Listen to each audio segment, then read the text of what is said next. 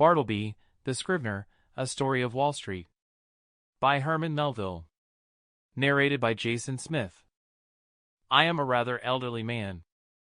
The nature of my avocations for the last 30 years has brought me into more than ordinary contact with what would seem an interesting and somewhat singular set of men, of whom as yet nothing that I know of has ever been written. I mean the law copyists or scriveners. I have known very many of them, professionally and privately, and if I pleased, could relate divers histories, at which good-natured gentlemen might smile, and sentimental souls might weep. But I waive the biographies of all other scriveners for a few passages in the life of Bartleby, who was a scrivener of the strangest I ever saw or heard of. While of other law copyists I might write the complete life, of Bartleby nothing of that sort can be done. I believe that no materials exist for a full and satisfactory biography of this man.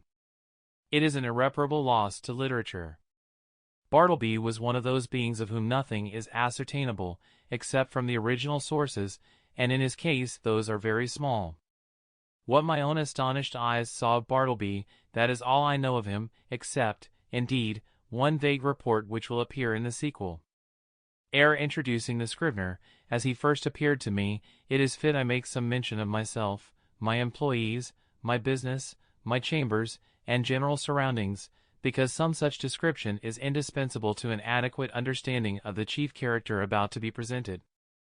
Imprimis, I am a man who, from his youth upwards, has been filled with a profound conviction that the easiest way of life is the best.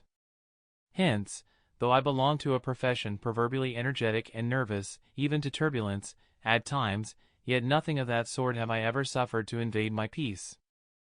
I am one of those unambitious lawyers who never addresses a jury or in any way draws down public applause, but in the cool tranquility of a snug retreat, do a snug business among rich men's bonds and mortgages and title deeds.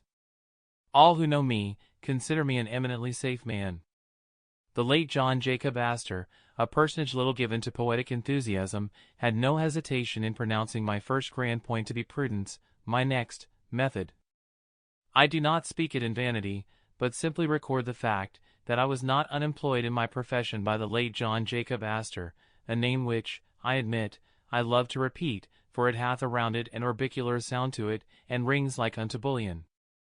I will freely add, that I was not insensible to the late John Jacob Astor's good opinion. Some time prior to the period at which this little history begins, my avocations had been largely increased. The good old office, now extinct in the state of New York, of a master in chancery, had been conferred upon me. It was not a very arduous office, but very pleasant. Sample complete. Ready to continue?